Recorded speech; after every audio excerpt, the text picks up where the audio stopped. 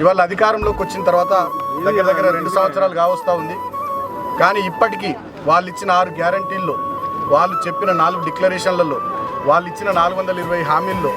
ఒక్కటంటే ఒక్కటి అమలు చేయకుండా కేవలం శుష్క ప్రియాలు శూన్యహస్తాలు అన్నట్టుగా ఇవాళ కాంగ్రెస్ పార్టీ ఈ ప్రభుత్వ పాలన తయారైంది.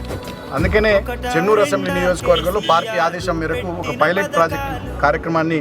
అప్పుడే మంచిగా ఉండే అనేటటువంటి కార్యక్రమాన్ని తీసుకొని సెప్టెంబర్ 1వ తేదీ నుంచి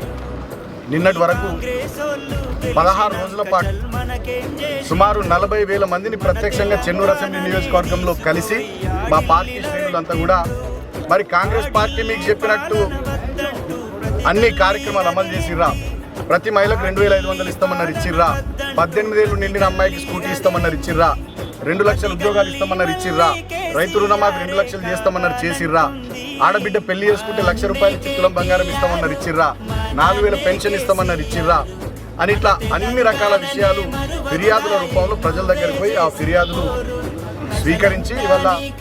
కాంగ్రెస్ పార్టీ మీద, ఈ ప్రభుత్వం మీద మరొకసారి ప్రజల తరఫున ఒత్తిడి పెంచడానికి ఇవాళ ఆ రకంగా సేకరించినటువంటి ఫిర్యాదులన్నింటినీ కూడా తీసుకొని ఇవాళ మంచిర్యాల జిల్లా కలెక్టరేట్లో కలెక్టర్ గారికి ఇవ్వాలని చెప్పి ఇక్కడికి రావడం జరిగింది.